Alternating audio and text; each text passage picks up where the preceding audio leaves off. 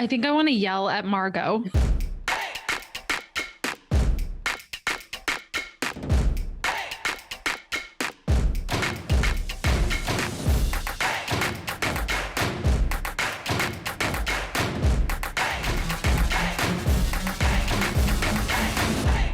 Welcome back, marketing nerds of the world. It's time for another episode of HAMYAW. And today we are joined by the fabulous Melody Wildling, who is an executive coach and author of the book, Trust Yourself.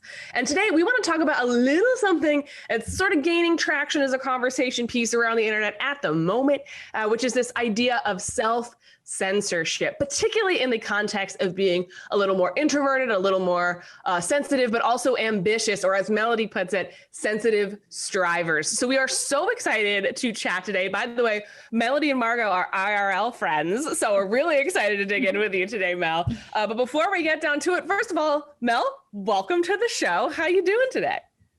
Thank you so much for having me. I'm so excited to be here. Excellent. And Margo, would you qualify yourself as a sensitive striver? Yes. And I wouldn't have until Melody really explained the concept to me, because for the longest time, I'm an outgoing person. So I didn't identify as an introvert. I read Quiet, did everybody read Susan Cain's book? And I was like, oh my God, I'm an introvert. I was so confused by this. And Mel and I were getting drinks and she was telling me more about the types of people she works with and how you can have this ambition coupled with this highly sensitive person. Like, I'm an HSP, shout out to all the other HSPs out there, where you're really having physiological responses to stuff. So it was always really fun to geek out with Mel and even understanding what was happening for me personally. So I'm really, really excited. Pre-ordered the book already. Everyone else go do that. Trust yourself, y'all. But I know, Mel, you and Margo had this conversation that sort of inspired this convo around self-censorship. I know this was a long time ago, but I would love sort of to hear a little bit from you two about how that conversation went and where this idea of sort of self-censorship and how we navigate with it and how we move with it kind of in the online space and also in the general world. Mel, talk to us a little bit more about that idea. Yeah, well, first of all, sensitive strivers, it's that combination, as Margo was saying, about thinking and feeling everything deeply while also being incredibly driven, ambitious. You want to achieve a lot of goals. You put a lot of pressure on yourself to achieve those goals. And so sensitive strivers are incredibly thoughtful, creative, just like Margo, very inventive and original with everything that they do.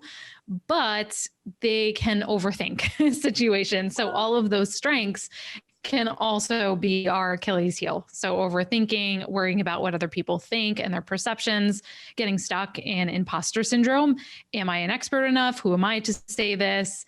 And I think that's where our conversation began, was really talking about creative work and actually how at different times in our lives, both of us have felt stuck. But I think, Margo, you were feeling some friction with something you were trying to work on and write, and it just wasn't coming together.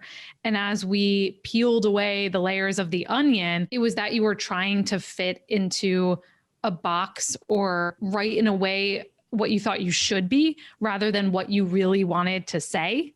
And it was almost like you were self-censoring, trying to live into the expectations other people had of you, which is really common for sensitive strivers. And I spent pretty much my whole life up until my 30s doing that. So we contort ourselves to try to suppress or hide our sensitivity because, for the longest time, who has wanted to be sensitive? I think Susan Cain really did that with introversion, made it something that was more desirable and like a cool thing to be and to claim that you are. And I think we can do the same for sensitivity. Oh my God, I love this so much. So to give people some context, we were literally getting drinks and I was so stuck in book writing, and Mel and I were writing books around the same time, but she was zooming past me, but normalizing my process because she was just a few steps ahead. And every time I'd be like, I can't do it. I'm doing everything wrong. She's like, no, I already went through that stage. Let me tell you, here's how it goes down. And it was really, really validating to talk to her. And I want to revisit something you said about sensitivity, because it is something that gets stigmatized and taboo. And it's something you are told to repress. You shouldn't be so sensitive. It's a bad thing. And I think this is where self-censorship, I think, comes in, is that you are trying actively not to be so sensitive when really that's your superpower. And it took me the same amount of time as you, where I was like, wait, my thoughts and feelings are the power here. It's like the perception, the observation, the point of view, like this is what people are coming for. So your whole life, or at least for me, I was always told like, tone it down, tone it down. And all of a sudden in my career, everyone's like, tone it up, tone it up, tone it up. And I'm like, what? It doesn't come natural anymore. 100%. Yeah. Hillary, go ahead. No, I just agree. And I, while I don't necessarily identify as an introvert, I think that being told to tone it down your whole life, that was really kind of an aha for me too, sort of at the start of my career, where it was like, tone it down, you're too much, you're blah, blah, blah. Your personality is very large. And then I was suddenly in a space where my personality was an asset, which was extremely cool, but also very unexpected. But I think that that's actually something that I see a lot because I do my own work with creatives, sort of helping them build their personal brands and start showing up more and more. And we run into this every single time. Like it's so universal. And I'm so glad we're having a chance to talk about it. And I'm so glad you're here to share more about sort of how you talk about this in your book. But what's also so interesting to me is the fact that while everyone goes through this process, it always takes so much work to get to the aha, that your personality and the person that you are is your greatest asset, is your flavor. There's no like secret costume you have to put on, but what it requires is that depth, less of the performance and more of the internal exploration that you then learn how to kind of dig out and share. 100%. And, Margo was talking about that everything she was facing, I had gone through in advance because this book took me 5 years to write. So yes, I may have been zooming past her. I definitely was not zooming anywhere, but it took me 4 years of wrestling with the concept and not knowing what I was writing or being afraid to write about what I really wanted to write about. And just throwing out hundreds and hundreds of pages of the proposal and early drafts of the manuscript to actually get to, it was like creating a sculpture where you start with this piece of clay and you have to like chip away to actually get to the art. And so, yeah, it was completely that unlearning that I had to do to get to this point. Can you talk to us more about what I really wanted to write about and like what that feels like? Yeah, tell us that. Yeah. I think I was afraid to touch my own story. I'm even uncomfortable saying that because I am someone who hates talking about themselves. But Hillary, like you were saying, it was almost like I kept being confronted with the fact that this is exactly what you need to write about. As much as I tried to get away from it, it didn't matter. I just kept getting brought back to it by my agent, by my editorial team, kept saying, yeah, but this is missing something. There's not enough emotion here, or I feel like you could go a little deeper. I feel like you're playing it safe. From that, from readers who, when I would even give a little bit of an inch into my story, would be like, wait, but can you talk more about that over there? From my clients who, every time I would try to focus on a certain direction in my business, they would want to focus on the things that were also most challenging to me in my own experience. Insecurities, that sense of inadequacy, perfectionism, poor boundaries. I just kept attracting people who needed help with that and then having the greatest success with that. So like, no matter what I did, I could not write about it, but I was really afraid to touch it because of my own insecurities and imposter syndrome but really, is my story really that impressive? Everyone has gone through this. Who's going to care about this? It's not an interesting enough story. That's what I felt like. I relate to that too. That really kept me from talking about it, from sharing about it for a long time, because I would self-censor and negate and invalidate myself in that way. Like, no one's going to care about this. That true stuff, that real stuff, it'll come get you like Freddy Krueger. You might be able to run from it, but it's going to come and it's going to rock up. And I think people need to find it. It's, you circle the globe and at the end of the day, you always come home to yourself, right? That's so interesting too, where it's like, can you say more about that? Like people catch it. And I would actually love to hear, the experience of this whole process is so deeply personal to everybody. But if you think about, aside from it not being exciting, talk to me a little bit about that vulnerability space, because I think when we start putting our ideas out there and telling these stories that we don't think are going to be really worthwhile, how do you kind of build the stamina to stay in that space when you have the imposter syndrome, flying monkeys sort of swooming around your head? I just said the word swooning. I have no idea what that word is, but we're going to make it happen. Invent it here on HAMYAW. I think the other thing that I wrestled with, and I still do to some extent, I'm not perfect and, still go through a process with all of this, is that telling my story would undermine my expertise, would show like, well, if you've gone through this, then how can you possibly help other people through this? And when I say that out loud, that makes no sense because you've gone through it is exactly why you can help people through it. But when you're in that fear state, you're not logical. And that's what I thought revealing that would reveal a flaw in me. And it's that perfectionism. It's that perfectionism that I have to be shiny and perfect. I cannot let anybody see any of my flaws, when in reality, that is exactly what made me more human, and what attracted people to me is that I have been through this myself, and I had to take all of the tools from my background and use them on myself. So I think that mindset shift was a huge one, but most importantly has just been shipping it, has just been not allowing myself to overthink things and really writing shitty drafts and getting more comfortable just pressing send on the shitty drafts and putting it out there, and realizing that that's not my only chance. One of my forms of perfectionism is very much that all or nothing, that once I publish something, I can never talk about it again, was kind of this mentality I had. Again, it doesn't sound logical, but in your hard relate. brain, that's how these things work. And just realizing that my story is part of my brand and something I now have had to talk about hundreds and hundreds and hundreds of times. And you find better ways to say it. At first, you say it in this very clunky and apologetic way. And now I can tell it as a narrative where it's much more powerful. It has an arc to it. I can share the lessons behind it. And every time I tell it, I find different dimensions, like a diamond. I find different facets to pull out from it. So I think that has helped me the most, but a lot of that has just been the self-discipline of continuing to stick with it and realizing that because I feel uncomfortable doesn't mean I'm doing anything wrong.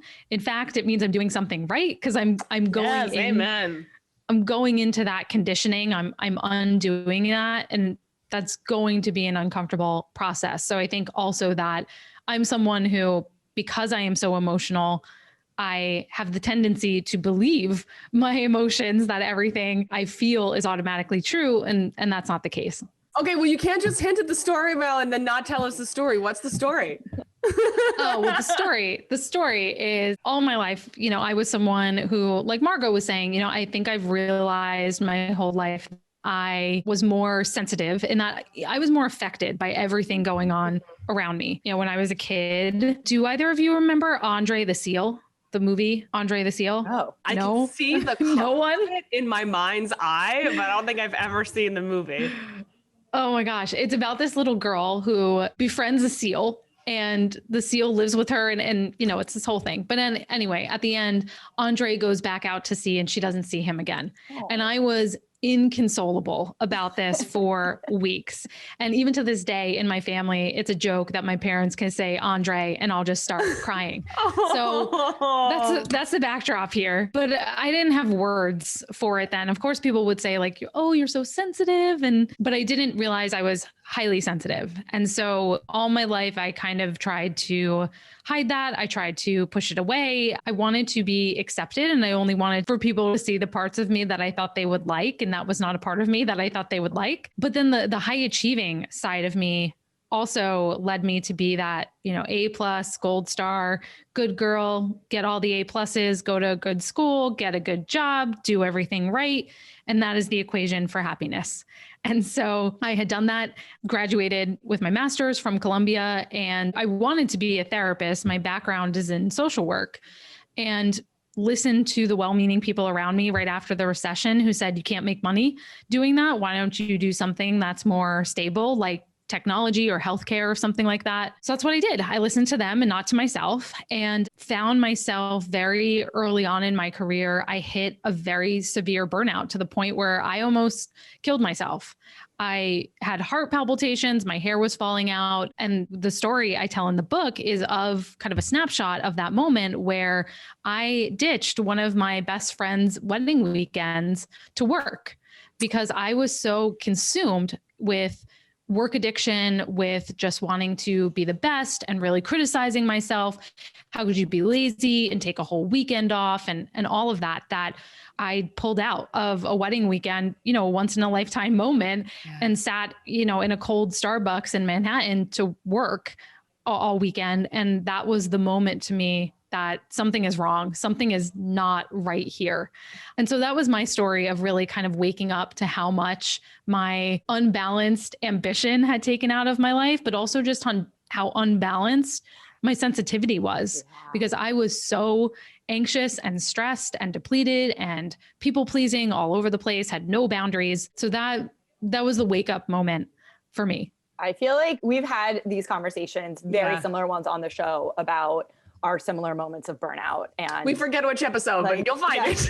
Go click around here, because it's so real. And also, I think this is a particularly relevant issue for women, because as a woman, that you are socialized to sort of shut down that internal voice, because your sense of worthiness comes from self-sacrifice and martyrdom and taking care of others and listening to other people instead of your own. So you and I have very similar stories in this regard. And for mine, I think viewers know, it culminated in an eating disorder where I literally shut down my body's intuition and couldn't hear that I was hungry. And I think we do this a lot in trying to figure out who we are and what we think. And when I was a kid, I did a really similar thing where I would be like, I must be wrong. Instead of going, something's broken in the system, I'd be like, oh, I'm too much. Something must be wrong with me. And so I will just assume that you know better.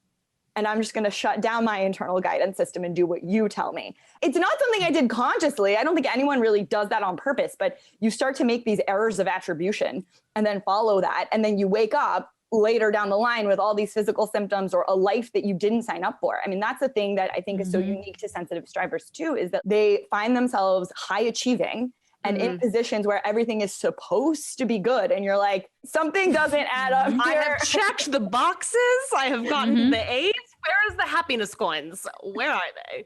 Yeah. I think that everyone sort of has that wall hit moment, and in business too. You know, it's such a part of the process, especially when you are the face of the company, especially when you take pride in your work and when you also tie so much of your worth to the work you can do and what you can deliver to other people. Yeah. And I'm really glad, Margo, you raised that, like, other people must be right, because that was a big issue for me for a long time, and something that got in the way of my showing up is that I always assumed people who were mean to me were right. Like, I was like, well, no one else is going to tell it like it is like this. So you must be correct. Like, it has really just followed me and even now, right? It's something that I struggle with. I'm like, that person was an asshole, but were they correct? Like, what were the nuggets of truth? And sometimes an asshole is just an asshole, mercifully. I'm really glad that you raised that point, because this is also what I see in my clients. I know both of you see it too, where that's like the greatest fear. It's not that you're afraid that article that you're writing is going to take off and go viral and everyone's going to cheer you on, and how will you deal with the fame? Although sometimes it's really one or the other. Everyone's going to be obsessed with it. Everyone's going to hate it.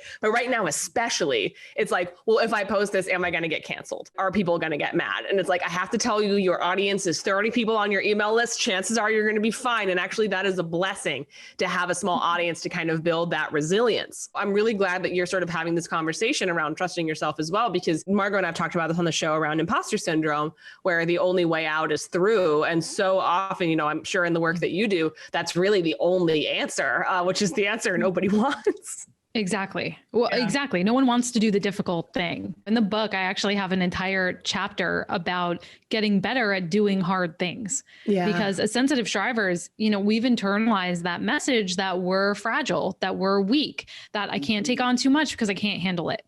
And, you know, in business, that mentality has really held me back for a long time. And I intentionally kept my business small, because I told myself, well, I can't handle it. I don't want it to be too stressful for me.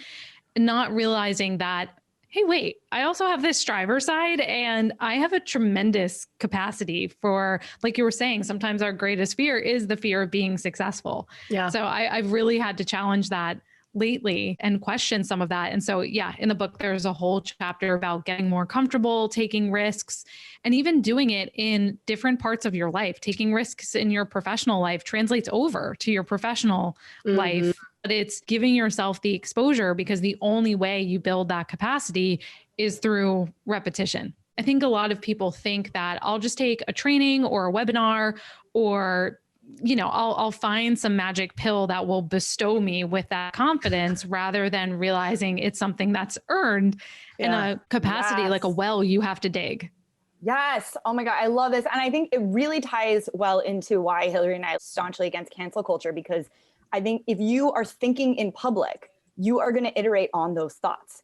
And I think there's a difference between self-censoring and not being a dick. Mindfulness. Yeah. And like, I think it's really important. You do need to do self-work. You need to check. You can't just be reactive in public all the time. That's not what we're advocating for. You do need to edit, but editing is different than when you start out in a space and you're not being honest with yourself. This is where I think boundaries come in real hard. You got to have boundaries, because there's certain things where you're like, I'm not done processing yet. I need to be public and get my reps in with a safe group of people to talk about a topic I'm not done processing yet. That's important.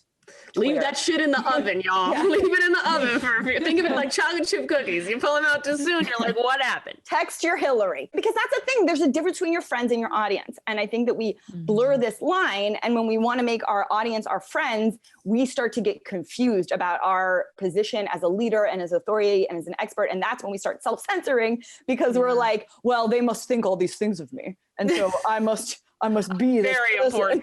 People think about me all the time, you know, but not themselves, me. You know, you also get really dependent on their feedback and input, and right. And when you think of your audience, like your friends in that way, you get very hooked into making sure you have a certain amount of likes. And I think that's a really slippery slope that leads to that people pleasing again, which can force you to show up in a certain way in your business and not really authentically. I think another piece of self-censorship, and ladies, if I'm totally off base, we can edit this out in post. But one thing that I've been thinking about too around self-censorship is, I know for many years in my business, like I'm definitely an overthinker in a really big way. And for many years in my business around sharing my story and sort of talking more about myself, I was like, well, I can't, because I don't have a rags to riches story. I don't have these like signposts along my journey that like the most compelling people do. I'm like, hi, I'm Hillary, and I grew up in white person suburbia in South Florida and privately educated and like every privilege you could think of, you know? I was like, no one wants to hear that. No one cares. And it took many, many years to kind of figure out, why are people attracted to my brand and the conversations that I have? Like, that's also not your story. And it's that's also not your story. Like, let's give yourself some help here. Yeah, exactly. It's not. Training matters. And that's the thing. I think that we all have these secret checklists in the back of our mind about what makes us worthy to show up and share about ourselves. And for me, it was just like, well, you know, I haven't really rags, riches. No, it's just, I kind of jumped in with both feet, and I was able to do that because of where I come from. It took me kind of years to develop the realization that like my story was actually what happened when I entered the space, where I had to figure it out on my own, had to get scrappy and tested a million different things. It really was the weirdest aha moment that I was like, oh, people want to learn about that stuff too. Like, they haven't even noticed that I don't have the rags to riches story quota over here. Maybe that's just me and I'm a weirdo. I don't know, ladies. No, not a weirdo at all. Isn't this in Steal Like an Artist, where he's like, you got to show your work, sharing along the way. And I think a big part of like your story is also just your perspective. I don't remember what specifically was my tipping point moment, but I know the more that I was like, I don't have all the marketing answers, but we have a problem in this field. And I just started publishing what I thought was the problem. And so I didn't offer any tactics or solutions. I just shared my point of view. And I also didn't feel entitled to do that for a very long time. So like, I totally get that, because I'm like, I don't have the results. I don't have the numbers, but like, that's also what led me to the results and the numbers. And so I think the bigger thing is, don't claim to be something you're not. I love, Mel, what you said, because there is this element of wanting to put on airs and wanting to not correct people's misconceptions and wanting to be at a further point in your career so you can reflect back and be wise. And we just want to jump ahead. And I want to nest that within a conversation of also, we exist in a space with a lot of charlatans. And so some healthy dose of this self-censorship is important. And maybe not calling it self-censorship, but calling it self-awareness of like, when you're doing something that comes from a place that is insincere. Like, I had a lot of clients that, you know, they would come to me claiming they had a marketing issue and they just want to be famous. And like, if you want to be famous, then say you want to be famous. Like, let's start there. Yeah. Let's start there, but don't pretend you care about your audience. Be real. Sometimes that desire to stay hidden doesn't come from necessarily a bad place. It comes from a place of someone like trying to keep you safe and trying to avoid being those charlatans. I was thinking the whole time, Mel, when you were talking, that I actually love talking about myself. I don't have as much of a struggle. I worry and get self-conscious about being self-involved, because I see that in so many online business like blogs Same, yeah. and totally platforms. agree. And I'm like, until I can tell the difference, I'm not allowed to talk. That was the story I told myself.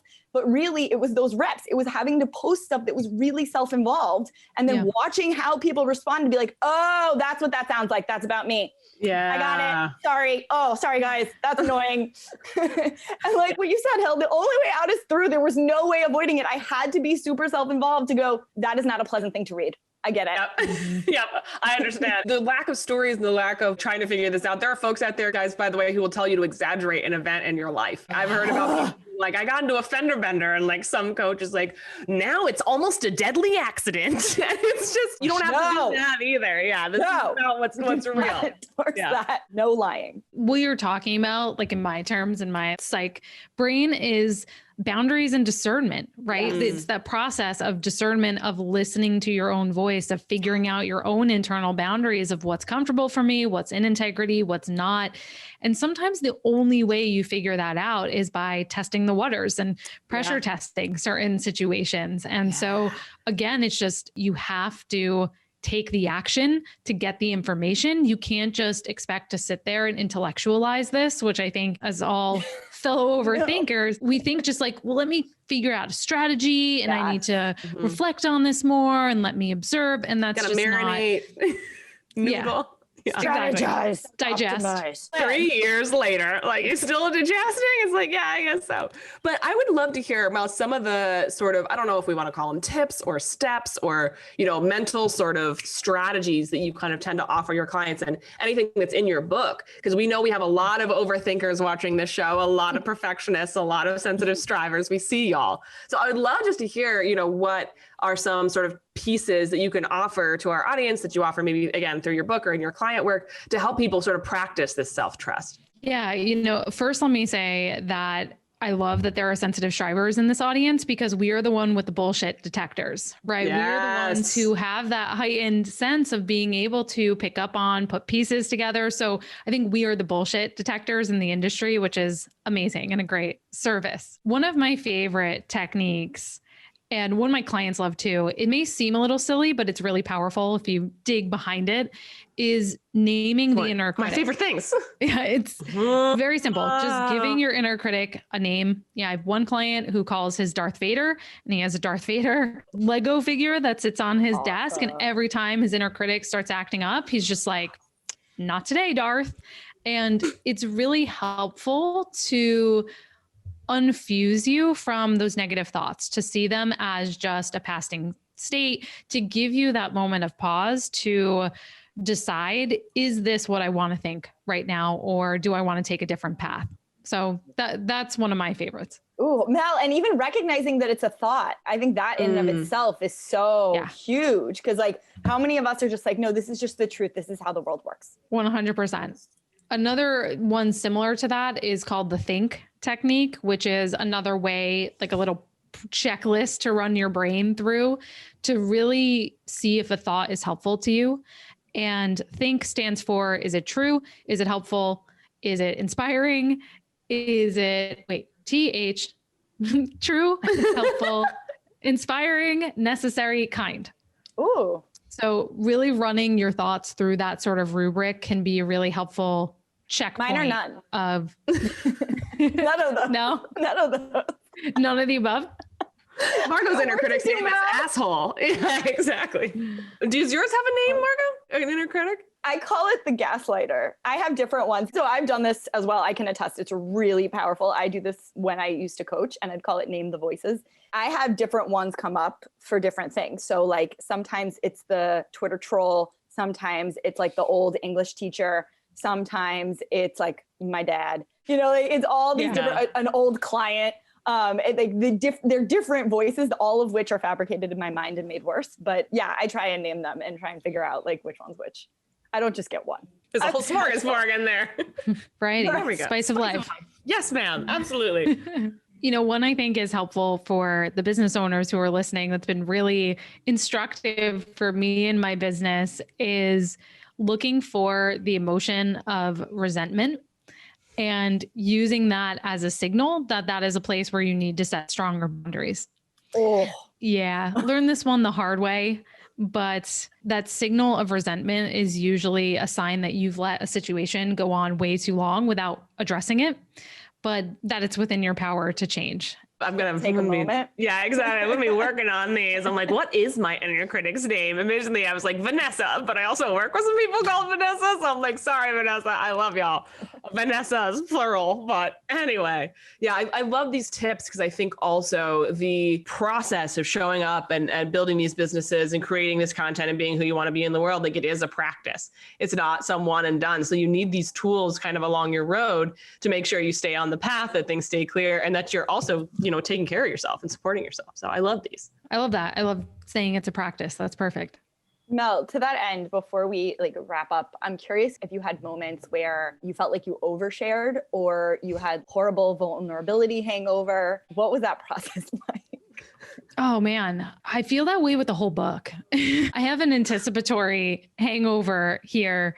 I think the first time I shared that kind of opening story about the wedding weekend thing and all of that, that was the biggest hangover moment because I had never been public about any of this. So really that coincided with rebranding my website and really going in the direction of claiming this sort of sensitive striver, making that part of my branding. I launched with this story on my website, and those two things together was like, hold on tight, because I didn't know how it was going to be received. I didn't know if people were going to be like, sensitive striver, that's stupid. I was fully bracing for that, but people were like, oh my gosh, yes, that's me.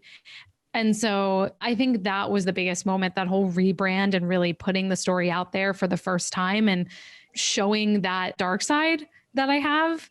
And I got a lot of comments back for people to say like, wow, I never realized that was what you went through too. You look like you have it all together. And I'm like, oh my gosh, you have no idea what goes on over here. Yeah, I think that was the biggest moment that I remember, at least in the recent past.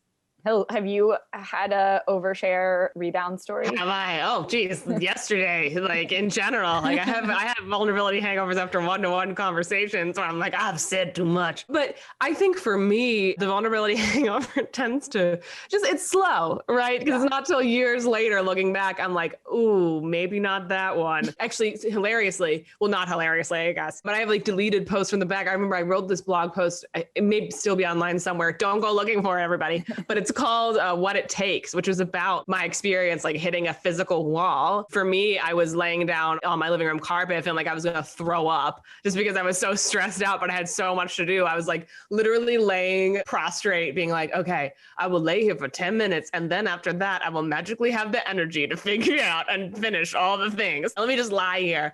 And it's a whole post about that being what it took to succeed. And of course I was wrong.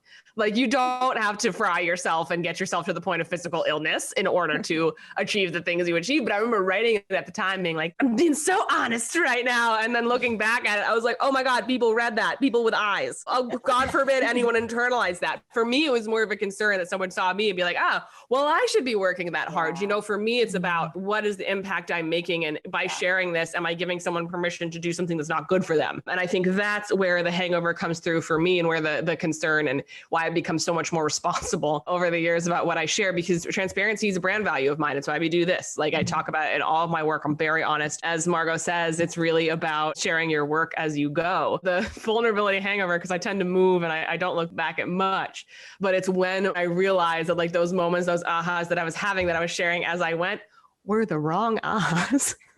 So that's sometimes where it gets tough. But again, that's part of it. You're going to run into that. It's not going to kill you, hopefully, but I think that that's been a huge part of my learning process, is allowing myself to not be so afraid of being wrong, but to understand and do what I can to sort of course correct or mitigate the damage, or talk about it openly on an episode of my show upon reflection, so that people can also not be so uncomfortable to evolve. Because I think we all have this image in our head of ideas, just pooping them out, perfectly wrapped and presented, and then they never change. And everyone's just like, what a lovely gift. I'll pass it to the next person. But in reality, an idea is, I guess the best metaphor for it is clay. It's supposed to be built on, it's supposed to evolve, it's supposed to change. Your perception of yourself and the way you move through the world, and what you value in business, and how you present yourself, and how you approach your work, all of it is supposed to evolve and change. So I think just in terms of vulnerability and the journey, that's, I think, the biggest sort of light bulb moment for me over the years, was that it's okay to look back on something that you wrote wax poetic on and be actively incorrect. Yeah, am I bringing up some memories here, ladies? And that's part of it. It's normal. It's healthy. It's important. It's part of the road. Wait, I want to share a story. You guys, now I can laugh at it, but I was like very traumatized by this. I had a week where I just couldn't get to my email list. And I was trying something kind of a more experimental approach, a new approach. And I was also being a little reactive. And I honestly don't remember what I wrote, but I specifically remember where I was sitting, where the responses came in. And I got like, are you okay?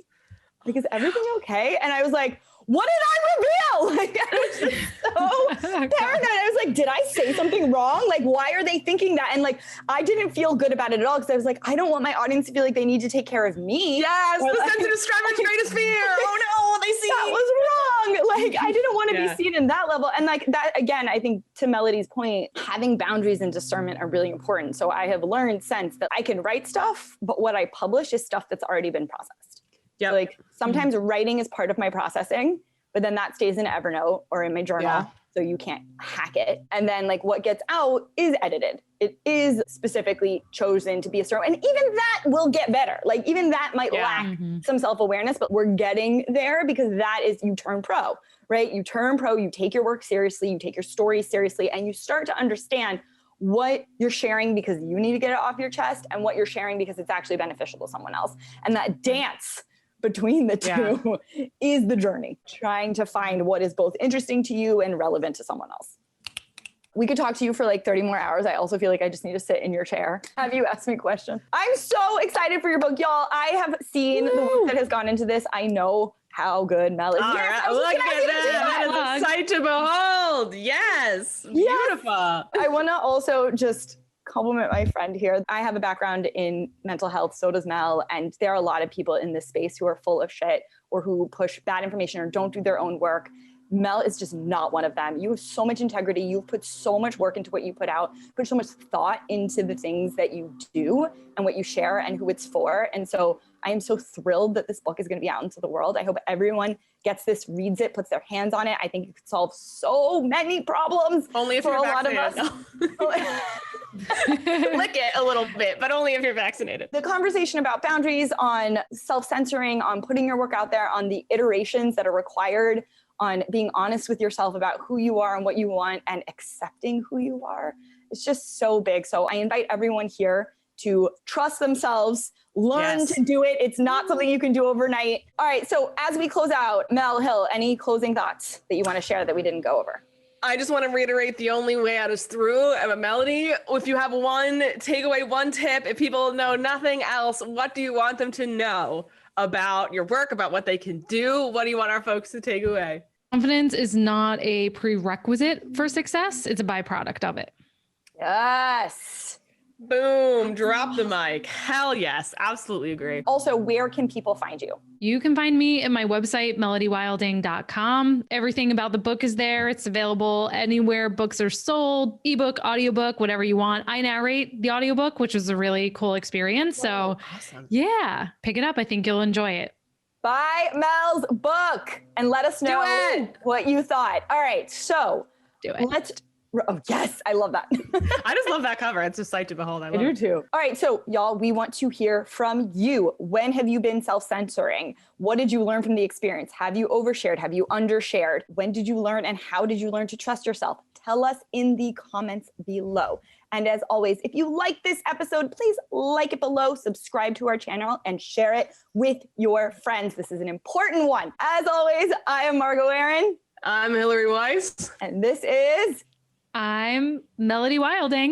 Yay! This has been HAMYAW, and we will see y'all in 2 weeks. Later, guys.